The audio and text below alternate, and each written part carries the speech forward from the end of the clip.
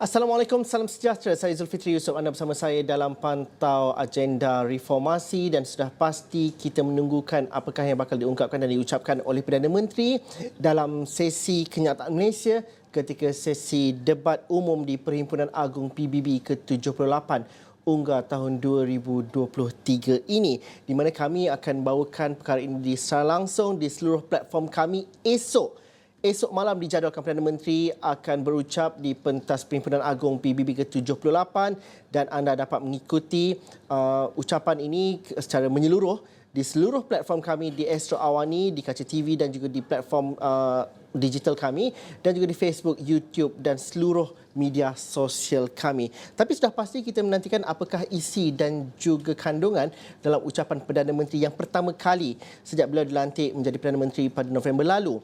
Dan Perdana Menteri mempunyai jadual yang cukup padat semalam melakukan pertemuan bilateral bersama dengan beberapa pemimpin dunia dari Turki, Sri Lanka, Iran dan beberapa negara lain, dan di mana dalam pertemuan bersama dengan Presiden Erdogan, Malaysia dan Turki menzahirkan kebimbangan terhadap trend peningkatan kebencian, sikap tidak bertoleransi, diskriminasi dan tindakan keganasan terhadap umat Islam yang telah mencapai tahap membimbangkan terutamanya di Eropah. Dalam satu kenyataan bersama, Perdana Menteri Datuk Seri Anwar Ibrahim dan Presiden Turki Recep Tayyip Erdogan turut menggariskan kebimbangan kemunculan bentuk perkauman baharu yang dicirikan oleh xenofobia, profil negatif dan stereotip terhadap umat Islam. Isu tersebut dibincangkan kedua-dua pemimpin dalam pertemuan empat mata seiring Perhimpunan Agung Pertubuhan Bangsa-Bangsa Bersatu Unggar ke-78 di New York pada Rabu.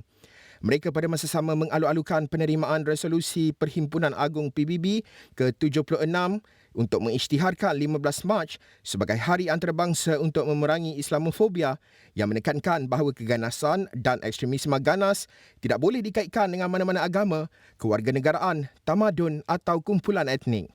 Malah mereka turut mengalu-alukan perbahasan mendesak semasa sesi ke-53 Majlis Hak Asasi Manusia HRC PBB untuk membincangkan peningkatan yang membimbangkan berkait kebencian agama yang dirancang dan dimaklumkan secara terbuka seperti yang ditunjukkan melalui penghinaan berulang-ulang terhadap Al-Quran dan menerima resolusi HRC yang mentakrifkan pembakaran kitab suci sebagai tindakan kebencian agama. Kedua-dua pemimpin turut menggariskan bahawa tindakan kebencian agama, perkauman, diskriminasi dan xenofobia sedemikian telah menimbulkan ancaman kepada keamanan dan menghasut budaya keganasan.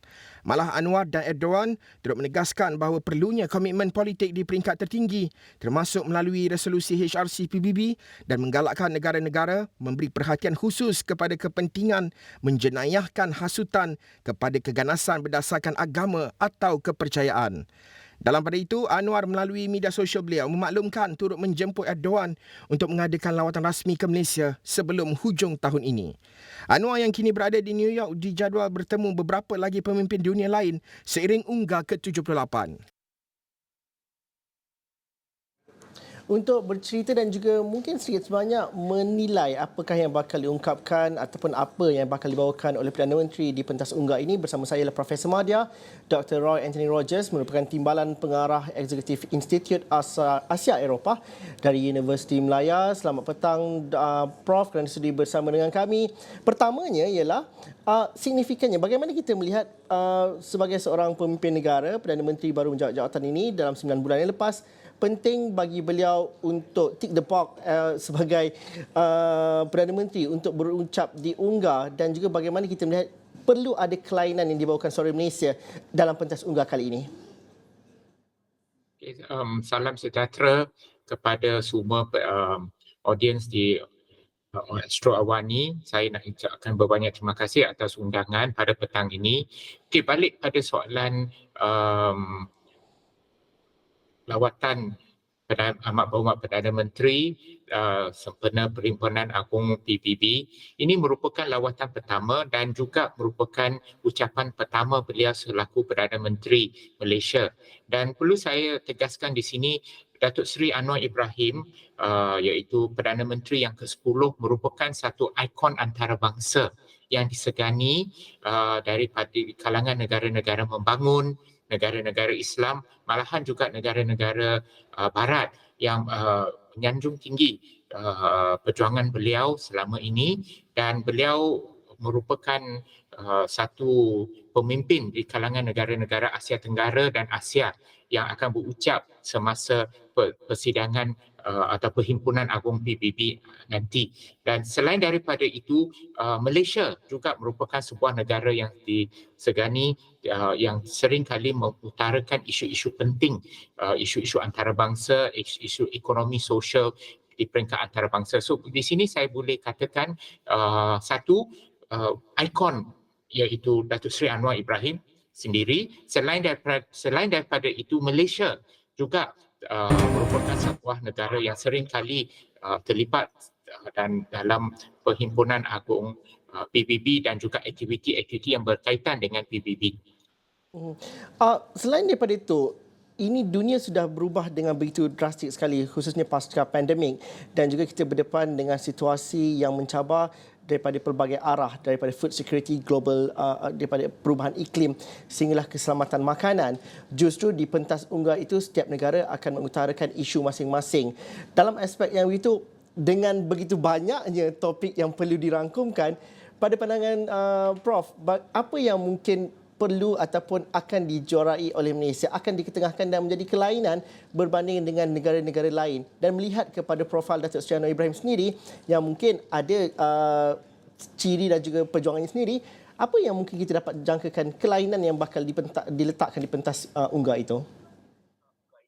Ya, kerana unggar kali ini juga mempunyai tema. Setiap tahun unggar ada temanya yang tersendiri. Tahun ini lebih kepada sustainable development ataupun pembangunan mampan. Dan saya percaya Datuk Seri Anwar Ibrahim akan membawa konsep madani yang diperjuangkan oleh pentadbiran beliau di peringkat antarabangsa. Saya percaya ini merupakan salah satu usaha pengantarbangsaan atau internationalization konsep madani ini di peringkat antarabangsa, di peringkat kepada masyarakat antarabangsa, di mana beliau akan cuba memperkenalkan konsep ini, dan malahan konsep ini sebenarnya selaras dengan konsep pembangunan mampan ataupun yang dikatakan SDG. Ya, kalau kita lihat dalam konsep madani ini mempunyai mampan atau sustainability, kesejahteraan, daya cipta, hormat, keyakinan insan, dan lepas tu adanya poin-poin yang lain iaitu ekonomi, perundangan, institusi, pendidikan, kemasyarakatan, kebudayaan atau budaya bandar dan luar bandar. Dan dia sebenarnya dia sejajar dengan 17 goals ataupun maklumat 17 yang dipelopori dalam SDG. Maka saya berpendapat, of course kita kena dengar pada malam esok pada pukul 10 malam nanti teks yang dibaca nanti oleh Yang Amat Berhormat Perdana Menteri, tapi saya percaya antara isi parti yang akan diperkatakan ataupun yang akan adalah berkaitan dengan konsep madani yang beliau mungkin akan nak membawa kepada masyarakat antarabangsa. Selain daripada itu, isu seperti Palestin, isu seperti Myanmar akan, pada pandangan saya, akan juga menjadi salah satu topik dalam ucapan Yang Amat Berhormat Perdana Menteri esok. Tapi pada pandangan Prof, bagaimanakah isu-isu kalau dilihat pada sejak berlakunya tercetusnya perang di Ukraine dan juga Rusia, dialog di peringkat antarabangsa di pentas global seperti di PBB ataupun beberapa dialog-dialog lain dipenuhi dan juga diwarnai dengan kisah mengenai Ukraine dan juga Rusia, dan ini melihat kepada fraction dan juga kuasa-kuasa utama di belah utara global itu begitu dominan dibincangkan, seolah-olah isu yang di selatan global ini tidak begitu penting dan juga akan terpisah daripada dengan begitu provoknya mereka di sana. Adakah itu juga yang bakal berlaku dalam sesi unggar pada kali ini, dan juga bagaimana dalam aspek itu negara di bahagian selatan seperti kita di Malaysia ini perlu tampil dan juga perlu tegas dan juga datang dengan suara yang lebih garang dan juga lebih berkesan pada pandangan doktor? Ya, memang negara-negara di sebelah selatan ataupun the global south, harus diberi perhatian yang lebih di peringkat antarabangsa. malahan saya boleh katakan negara-negara di Global South termasuk negara dalam gabungan BRICS yang terdiri seperti negara Brazil, negara China, negara India, termasuk juga Rusia, harus diberi banyak perhatian dalam isu-isu perbincangan dan diharapkan bahawa ketika Perhimpunan Agung PBB yang ke-78 ini, isu ketidakadilan yang sering kali berlaku terhadap negara-negara selatan, negara-negara membangun akan diberi perhatian yang lebih wajar. Dan saya percaya bahawa isu perang Ukraine itu sememangnya sudah pun mendapat perhatian semenjak tercetusnya perang tersebut. Dan saya percaya juga selain daripada isu Ukraine, isu seperti Myanmar, apa yang berlaku di Myanmar juga akan diberi perhatian dalam Perhimpunan Agung PBB yang ke-78 ini. Doktor, kalau kita melihat kepada apa yang dikeluarkan kenyataan bersama oleh Kerajaan Malaysia dan Perdana Menteri Datuk Seri Anwar Ibrahim dan juga Presiden Turki menyebut mengenai kebimbangan mengenai peningkatan terhadap kebencian dan juga sikap tidak bertoleransi, wujudnya xenofobia dan juga Islamofobia cukup ketara dalam konteks pada hari ini. Dalam peringkat di global khususnya di pentas PBB, perkara ini tidak boleh dikatakan agak sedikit terasing, agak begitu minoriti untuk dibincangkan. Tapi dalam aspek ini bagaimana Prof merasakan bahawa ini kesempatan yang terbaik yang digunakan oleh Perdana Menteri untuk mengutarakan isu yang sedemikian dengan mengambil kira ada rakan-rakan yang lain juga yang mungkin akan cukup tegas dalam perkara ini?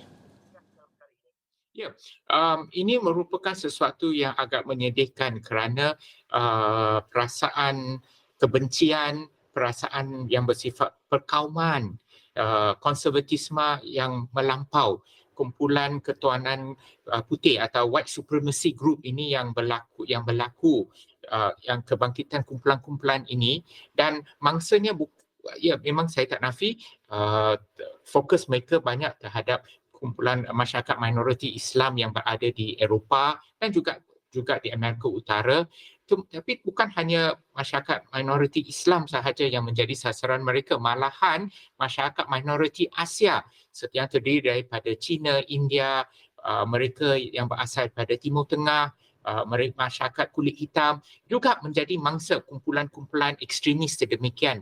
Maka adalah wajar bagi PBB untuk mengambil sesuatu tindakan atau sekurang-kurangnya sewaktu Perhimpunan Agung PBB yang ke-78 ini, pemimpin-pemimpin khususnya daripada negara-negara Islam, daripada negara Asia dan Afrika haruslah bertegas dalam ucapan mereka, dan ini termasuk Perdana Menteri kita sendiri dan juga Presiden Erdogan daripada Turki harus membangkitkan. Sudah tiba masa kata enough is enough, kerana negara-negara Eropah memperjuangkan demokrasi, hak asasi, maka apakah itu demokrasi dan juga apakah itu hak manusia bagi kumpulan minoriti. Maka saya berpendapat dan kami juga harapkan bahawa pemimpin-pemimpin seperti Datuk Seri Anwar Ibrahim dan juga pemimpin daripada Asia Tenggara, misalnya daripada Indonesia, dan juga seperti yang saya katakan tadi daripada negara-negara Islam termasuk Turki,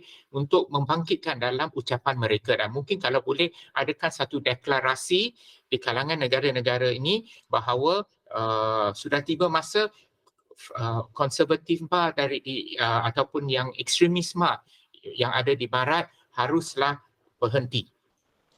Prof, mungkin selepas ini saya nak berhenti lihat seketika dahulu, tapi mungkin selepas ini kita dapat melihat bahawa bagi rakyat terbanyak marhanya di Malaysia, mungkin kita melihat apa signifikannya ucapan Malaysia. Mungkin ada yang skeptikal kata macam, alah kita negara kecil, tak mungkinlah ucapan seorang Perdana Menteri dari negara kecil seperti Malaysia mampu memberikan impak. PBB mungkin tidak akan memainkan peranan untuk mengubah dunia dan sebagainya. Ini suara-suara yang cukup skeptikal. Tapi dalam konteks kita di Malaysia, dengan mungkin peralihan kuasa beberapa kali dan sebagainya, penting untuk kita membina jenama negara itu di peringkat global. Bagaimana kita melihat daripada perspektif itu kita bincangkan selepas ini. Kita berhenti lihat seketika dahulu.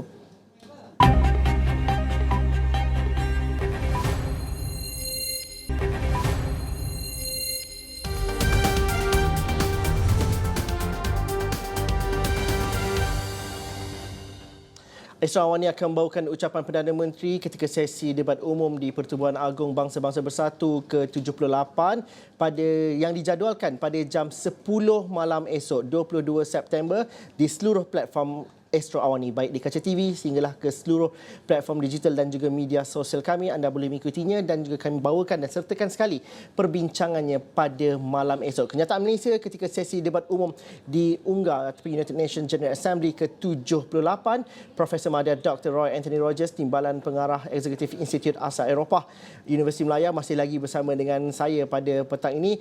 Prof, kalau kita melihat mungkin ada di kalangan masyarakat teramai mengatakan bahawa apa signifikannya, apa pentingnya kepada kami orang di Malaysia untuk mengetahui seorang Perdana Menteri berucap di Unggar dan sebagainya. Tapi dalam masa yang sama, bagaimana kita melihat juga pentingnya ini untuk kita melihat kepada penjenamaan ataupun nama Malaysia di peringkat global. Kita mungkin ada satu perkara ataupun krisis dalaman yang berlaku, perubahan kepimpinan banyak kali dan juga ketidaktentuan politik justru membina imej Malaysia dan juga ketetapan Malaysia dalam hubungan diplomatik dan juga dalam isu-isu global. Bagaimana pentas ini penting untuk diletakkan pada naratif yang betul dan juga mampu memberikan impak sebenarnya? Baik. Sebenarnya PBB merupakan satu platform yang penting bagi negara-negara untuk menyuarakan pendapat mereka. Itu satu. Yang kedua, di PBB juga, terutamanya sewaktu Perhimpunan Agung PBB, dia akan menghimpunkan para pemimpin dari seluruh dunia dan dijangkakan pada kali ini seramai 99 negarawan atau ketua negara akan berkumpul, termasuk juga 54 ketua kerajaan dan para menteri, lebih kurang 30 lebih para menteri yang akan berucap. So, ia akan merupakan satu platform yang menghimpunkan para pemimpin. Di situ, para pemimpin boleh berjumpa sesama mereka, mengadakan diplomasi ataupun apa yang digelar dengan izin diplomasi in the United Nations, di mana para pemimpin akan berdiplomasi dan para diplomat juga akan berkumpul untuk berunding secara rasmi dan juga tidak rasmi di bangunan PBB itu sendiri ataupun di sekitar Bandaraya New York. Ya, so itu merupakan satu platform yang sangat penting, dan selain daripada itu, semua negara diberi ruang untuk berucap, dan ini bagi saya merupakan satu pencapaian dalam sejarah manusia kerana dengan adanya PBB, tertubuhnya PBB lebih kurang 70 tahun yang lalu, ia membolehkan para negarawan untuk berjumpa dan menyuarakan pendapat mereka. Walaupun saya tak nafi ada kritikan mengatakan ini lebih kepada hanya berucap tetapi mungkin tidak ada sesuatu yang berlaku selepasnya. Tapi sekurang-kurangnya para pemimpin dapat berucap dan melontarkan pendapat mereka, kritikan mereka mengenai situasi antarabangsa. Bagi saya itu merupakan satu pencapaian dalam sejarah manusia sendiri, dan sebuah negara seperti Malaysia, ada yang mengatakan sebagai kuasa pertengahan ataupun ada yang mengatakan sebagai sebuah negara yang kecil, juga mempunyai peluang. Dan kalau kita lihat dalam sejarah Malaysia semenjak kemerdekaan, Malaysia memang terlibat secara aktif dalam PBB. Malahan kita mempunyai tokoh seperti Tan Sri Razali Ismail yang pernah menjadi Presiden Persidangan Agung PBB satu ketika dahulu, dan Malaysia juga terlibat sangat aktif dalam misi pengaman. So Malaysia walaupun dikatakan sebagai sebuah negara kecil, dengan izin a small country for that matter, tetapi sangat aktif dalam PBB dan memang disegani bukan hanya di kalangan negara-negara membangun tetapi di kalangan negara-negara maju. Malaysia pernah menjadi negara anggota dalam Majlis Keselamatan, negara anggota tidak tetap dalam Majlis Keselamatan PBB. Itu merupakan satu pengiktirafan dan satu daripada masyarakat antarabangsa. Malaysia juga begitu lantang dalam isu berkaitan dengan Palestin, walaupun mengambil tindakan ataupun ucapan yang mungkin tidak popular di kalangan di pentas PBB. Malaysia antara yang paling berani sekali untuk menyatakan isu dan juga kecaman terhadap apartheid dan juga apa yang digelar sebagai Zionis, walaupun ini tidak mendapat kecaman keras kepada negara-negara pro-Israel. Bagaimana itu dapat diteruskan dengan konteks yang lebih terkini pada hari ini? Kerana isu itu juga sudah ada dinamiknya sendiri dan juga bagaimana itu mampu dilakukan oleh Perdana Menteri. Ya, seperti yang saya sebut tadi, adalah dijangkakan Amat Berhormat Perdana Menteri akan juga menyentuh isu Palestin dalam ucapan beliau esok nanti, dan ini bukan hanya pada masa kini, sebelum ini pun seperti mana saudara telah sebut tadi, mantan Perdana Menteri yang sebelum ini pun ada ada masukkan isu Palestin dalam, kerana isu ini merupakan satu isu pada pandangan saya bukan hanya masyarakat Palestin sahaja ataupun masyarakat Islam sahaja, tetapi ini adalah satu masyarakat isu yang berhubung dengan masyarakat antarabangsa, kerana sudah lebih 7 dekad isu ini tidak dapat diselesaikan dan berlakunya penindasan, pendudukan yang semakin membimbangkan. So ini merupakan satu isu global yang harus diberi perhatian yang sewajar dan diharapkan masyarakat antarabangsa dapat at least sekurang-kurangnya membantu meringankan penindasan yang ataupun meringankan beban yang ditanggung oleh masyarakat Palestin. Ini untuk mewujudkan lebih kesedaran. Sudah pasti apa yang ditunggu juga ialah setiap kali lawatan menteri-menteri ataupun Perdana Menteri ke luar negara, kita melihat kepada berita baik yang akan dibawa ke Malaysia, khususnya dalam bentuk pelaburan dan juga kerjasama dalam aspek ekonomi. Apa yang kita dapat jangkakan menerusi lawatan ini dan juga pertemuan bersama dengan ketua-ketua syarikat-syarikat Fortune 500 contohnya. Bagaimana ini juga satu aspek yang kita lihat yang mungkin di luar sisi persidangan atau Perhimpunan Agung PBB, tapi itulah serampang dua mata yang perlu dilakukan dan juga yang mungkin kita dapat fahami dan juga kita dengar mungkin ada berita baik akan dibawa nanti. Kalau kita lihat, ini sudah menjadi satu ciri dalam lawatan Datuk Seri Anwar. Okay. Saya boleh takrifkan ini sebagai economic diplomasi ataupun economic diplomasi yang dipraktik oleh Perdana Menteri. Maksud sini, diplomasi bukan hanya terhad dalam isu keselamatan, politik, tetapi merangkumi juga isu ekonomi dan perniagaan.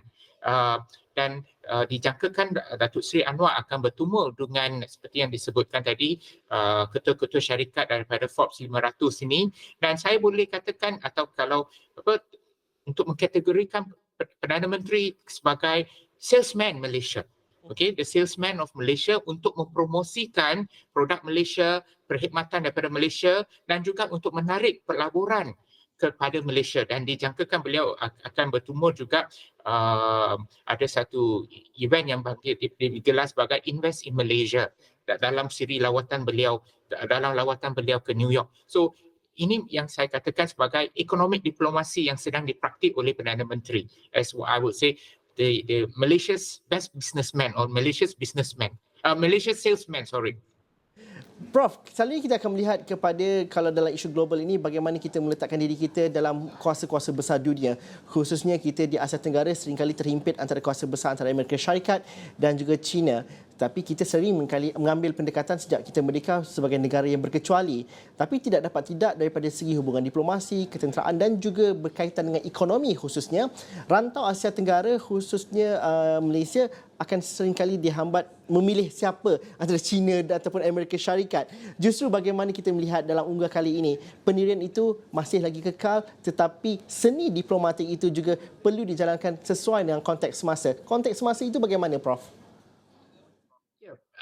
Saya berpendapat pendirian Malaysia berhubung khasnya dalam isu persaingan antara Amerika Syarikat dengan China. Pendirian Malaysia sememangnya konsisten, iaitu Malaysia mengamalkan dasar yang berkecuali. Malaysia mempunyai hubungan yang rapat dengan China sebagai rakan dagangan China merupakan rakan dagangan yang terbesar. Malahan pada tahun depan 2024 Malaysia akan menyambut ulangan tahun hubungan Malaysia atau Beijing Kuala Lumpur, hubungan yang tahun ke-50 yang merupakan satu titik tolak utama, titik yang penting dalam hubungan bilateral. Tapi pada masa yang sama, hubungan Malaysia dengan Washington juga rapat. Satu ketika dahulu Washington tidak dinafikan Washington atau Amerika Syarikat merupakan rakan dagangan Malaysia yang terbesar. Tapi hari ini tetap merupakan sebuah rakan dagangan yang penting di mana adanya syarikat-syarikat Amerika Syarikat seperti IBM, Intel yang melabur di Malaysia. So oleh demikian saya boleh katakan Malaysia cuba mengamalkan dasar apa yang dipanggil sebagai equidistant, iaitu hubungan yang sama rapat antara China dan Amerika. Malaysia terletak di tengah-tengah, ataupun konsep hedging antara Malaysia dengan China, Malaysia dengan Amerika Syarikat, dan kita cuba upaya supaya tidak memilih untuk memihak salah satu pihak, dan ini merupakan satu, saya dengan izin katakan, hallmark ataupun